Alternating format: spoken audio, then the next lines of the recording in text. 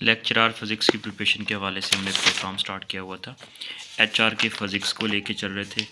Holiday reasoning की book बहुत important book है और की कंसेप्ट को इस बुक के अंदर लेके चल रहे हैं और वही चीज़ें कोशिश कर रहा हूँ जो आपके एग्ज़ाम में हेल्प करेंगी, उन्हीं चीज़ों को डिस्कस कर रहे हैं स्टेप बाय स्टेप। तो यहाँ पे देख सकते हैं चैप्टर नंबर 18 आज हम लेके चलेंगे, फ्लूइड डायनेमिक्स।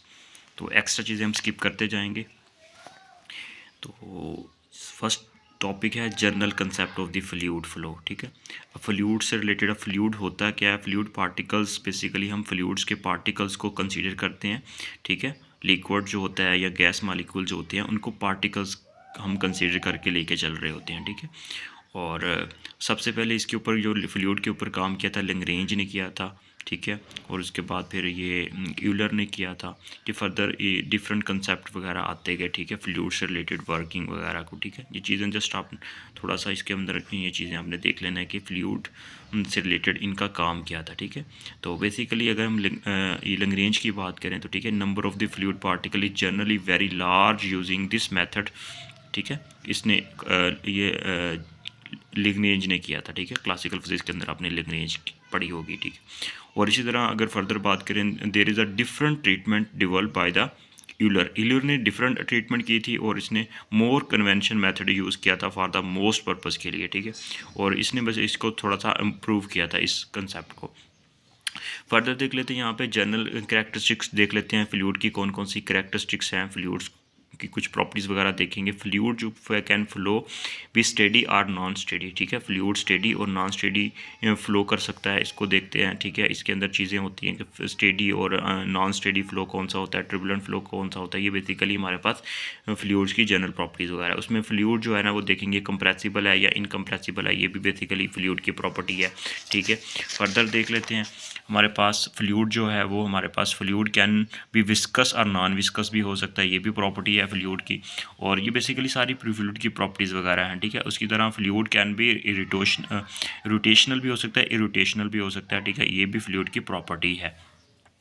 ये बेसिकली जनरल प्रॉपर्टीज़ आपको आनी चाहिए। ठीक है, जनरल मैंने चीज़ों को हाईलाइट कर दिया, इनको आपने याद रखना है, माइंड में बिठाना है। जस्ट यहाँ पे रट्टा लगाने की कोशिश नहीं मत कीजिएगा क्योंकि बुक काफ़ी लेंथी है, इसलिए कुछ चीज़ें वही कर रहा हूँ कि कॉन्सेप्ट को लेकर चल रहा हूँ, इनको साथ साथ नोट डाउन करते जाएँ।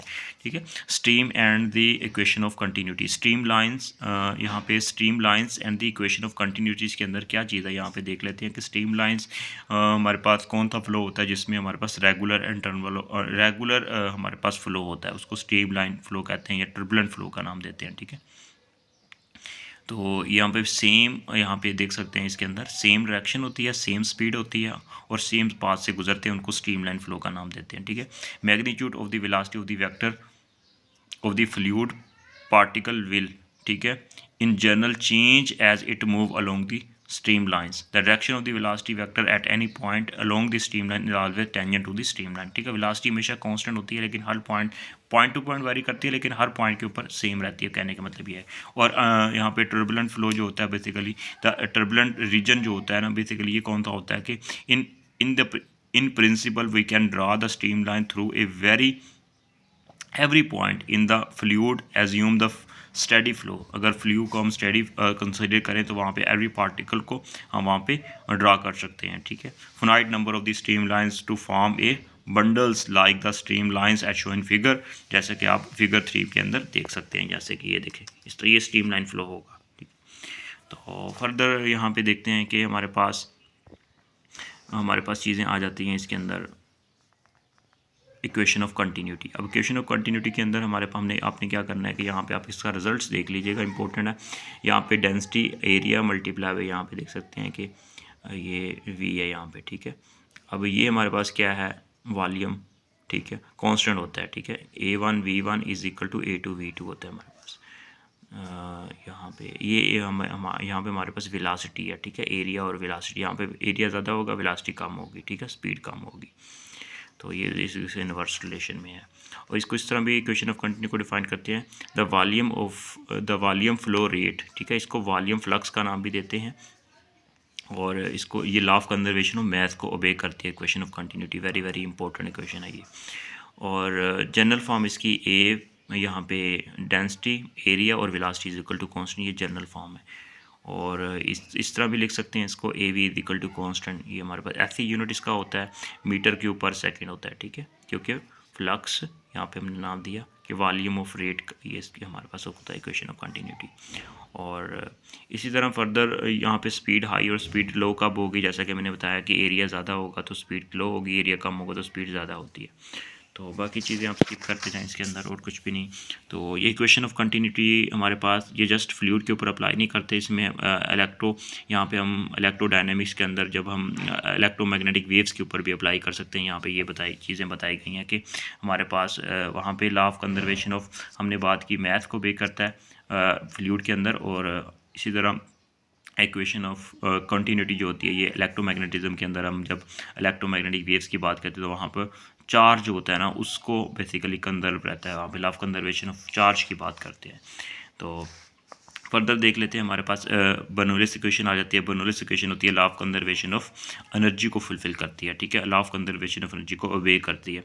ये बर्नौलीस इक्वेशन काफ़ी इंपॉर्टेंट है, आपने इसका रिजल्ट देख लेना है कि pressure plus kinetic energy per unit volume, potential energy per unit volume is equal to हमेशा कांस्टेंट होता है, ठीक। बर्नौलीस इक्वेशन हमेशा स्टेडी और कंप्रेसिबल फ्लूइड के ऊपर एप्लीकेबल है, ठीक है, और ये आपने याद रखना है। और बाकी यहाँ पे चीज़ें देख लेते हैं। Bernoulli's equation is strictly applicable only a steady flow, the quantities involve being the evaluated along the streamline in our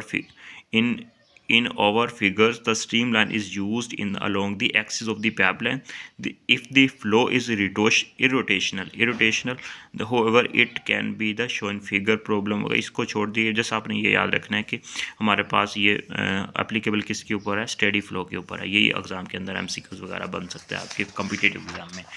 और बाकी इसके अंदर कुछ चीज़ें एक्स्ट्रा, इसको आप स्किप करते जाएं। उसके अब इसकी एप्लीकेशंस की बात कर लेते हैं। इसमें बर्नौलीस इक्वेशन और इक्वेशन ऑफ कंटिन्यूटी की एप्लीकेशंस कहाँ हैं। वेंटूरी मीटर के अंदर इसकी एप्लीकेशन है। वेंटूरी मीटर एक डिवाइस होती है जो स्पीड ऑफ, यहाँ पे फ्लो स्पीड ऑफ फ्लूइड को मेजर करती है वेंटूरी मीटर, ठीक है। बड़ी इंपॉर्टेंट ये MCQs भी है, लास्ट टाइम PPSC के अंदर एग्जाम में पूछा हुआ है। MCQs चेक कर सकते हैं, 2022 के पेपर के अंदर ये क्वेश्चन आया हुआ था, ठीक है। तो फिजिक्स लेक्चर के पेपर के अंदर ये वेंटूरी मीटर जो होता है ना, ये flow speed of the fluid की कितनी स्पीड है उसको मेजर करती है, ये डिवाइस होती है। तो उसी तरह फर्दर देख लेते हैं। यहाँ पे हमारे पास आ जाता है कि ये इसका इक्वेशन है। तो उसके बाद पिपर ट्यूब क्या होती है, ये स्पीड ऑफ द गैस को मेजर करने के लिए पिपर ट्यूब का इस्तेमाल करते हैं। फर्दर देख लेते हैं हमारे पास, और इसका फार्मूला है पिपर ट्यूब का। और इसी तरह यहाँ पे ये डायनेमिक लिफ्ट होती है, एरोप्लेन वगैरह मूव करते हैं तो उसके अंदर जब उसके विंग्स वगैरह होते हैं, जो पर वगैरह होते हैं हमारे पास एरोप्लेन वगैरह, वहाँ पे बेसिकली फोर्सेस वगैरह एक्ट कर रही होती हैं अप और डाउन में, और ये डायनेमिक लिफ्ट मिलती है बेसिकली, ठीक है। ये उसका कंसेप्ट यहाँ पे बताया गया है सिंपल, ठीक है। इसी तरह हेलीकॉप्टर के रूटर वगैरह जो मूव करता है, उसका प्रोपेलर मूव करता है, उसी में बेसिकली ये सारा कंसेप्ट दिया हुआ है, ठीक है। और बाकी इसके अंदर कुछ भी नहीं करना आपने, बाकी चीज़ें एक्स्ट्रा हैं। और इसके अंदर आपने फर्दर मूव करना है थ्रस्ट ऑन रॉकेट। रॉकेट जो बेसिकली मूव करता है उसको थ्रस्ट मिलती है, वो भी बेसिकली बर्नौलीस इक्वेशन की ही एप्लीकेशन है, ठीक है। और इसका फार्मूला आप याद रखिएगा ये वाला। और बाकी इसके अंदर जस्ट आपने एक ही कंसेप्ट लेना है, बाकी डिटेल में इतनी डेप्थ के अंदर कोई चीज़ नहीं पूछी जाती, आपने इन चीज़ों को ही ये जहन में रखना है। और अब फर्दर बात कर लेते हैं। हमारे पास जो फर्दर कंसेप्ट है वो है विस्कोसिटी, उसके बाद टर्बुलेंस एंड द क्वैटिक फोर्स फ्लो जो होता है, ठीक है, क्वैटिक फ्लो, इसको देख लेते हैं। अब यहाँ पे विस्कोसिटी क्या होता है, frictional effect between the different layer of flowing fluid के अंदर जो होती है उसको विस्कोसिटी का नाम देता है। ईटा से डिनोट करते हैं, ये इसकी डेफिनेशन है, ठीक है। और ये हमारे पास स्ट्रेस और स्ट्रेन की, ये basically the ratio between the stress and strain in fluid is called the coefficient viscosity कहलाता है, ईटा से डिनोट करते हैं।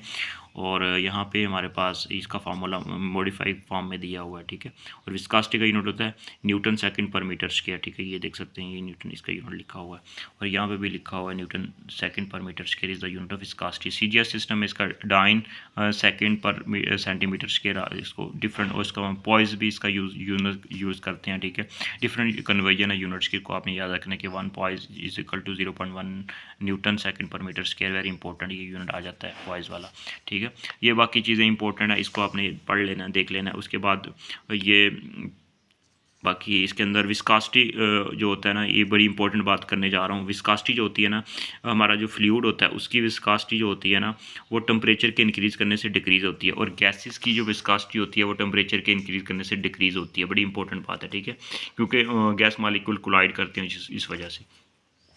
बाकी यहाँ पे देख लेते हैं अब टर्बुलेंस क्या होता है। Basically the sound produce by the whistling and by the wind instrument result from the turbulence flow of the air, ठीक है। अब ये आपने याद रखना है इसके अंदर ये बातें, ठीक है। Speed flow is sufficient large, यहाँ पे रेगुलर एंड टर्बुलेंट फ्लो के बारे में यहाँ पे बात की हुई है, ठीक है। और यहाँ पे आपने ये रिनोल्ड नंबर क्या होता है ये आपने फार्मूला याद रखना है, और इसको हम डिफाइन कर लेते हैं। यहाँ पे Reynolds number can be used to characterise any flow, we can determine the experiment value of the Reynolds number which the flow becomes turbulent, ठीक है। सिलेंड्रिकल पाइप के अंदर से अगर फॉर एग्जाम्पल इतनी वैल्यू दी हुई है, उसको इसी फार्मूले के अंदर पुट करके तो कुछ वैल्यू वगैरह दी है, इस तरह एमसीक्यूज वगैरह बन सकता है, न्यूमेरिकल वगैरह, ठीक है। अब क्वेटिक फ्लो क्या होता है, बेसिकली ये हमारे पास क्वेटिक फ्लो के रिलेटेड जो आपने चीज़ें यहाँ से करनी है, इनको चीज़ों को मैंने हाईलाइट कर दिया, ठीक है। अब इसकी बात कर रही है कि अगर एक जगह पे किसी जगह पे लहरें वगैरह जो आती हैं ना, ठीक है, हम कहते हैं कि एक जगह पे बटरफ्लाई मूव करती है, तो उसकी वजह से किसी दूसरी जगह पे उसकी मोशन वगैरह को देखा जा सकता है, सुना जाता है। जैसे बेसिकली ये जस्ट सारी क्या है कि थ्योरेटिकल बातें हैं, ठीक है। क्वेटिक फ्लो क्या होता है, ठीक है। तो इनको देख सकते हैं कि viscosity of the fluid can be measured, मतलब इससे हम विस्कासिटी ऑफ द फ्लूइड को मेजर कर सकते हैं विद द हेल्प ऑफ क्वेटिक। और ये इसके अंदर आपने ये लास्ट आपने यहाँ से लाइन नोट कर लेनी है। यहाँ पे है कि क्वास थ्योरी क्या होती है, which can be applicable to the wide variety of the physical system provide a alternating theoretical basis of the understanding the complex system such as the turbulent motion of the flow। turbulent motion of flow को discuss मतलब समझने के लिए हम कह सकते हैं, जैसे मैंने बटरफ्लाई की एग्जांपल दी कि अगर एक हम कह सकते हैं कि इसकी बटरफ्लाई अगर इंडिया के अंदर मूव कर रही है तो उसका इफेक्ट जो होगा किसी उसका बांग्लादेश के अंदर भी इसको हम फील कर सकते हैं। इस तरह का कोई कंसेप्ट था। तो बाकी ये चीज़ें आपने जस्ट इसको देख लेना है। और आज की वीडियो का टॉपिक हमारा यही था, ठीक है, फ्लूइड डायनामिक्स। तो होप दी बेस्ट आपको ये चीज़ें समझ आई होंगी। तो इंशाल्लाह चीज़ों को फर्दर लेके चलेंगे step by step. All the best, take care.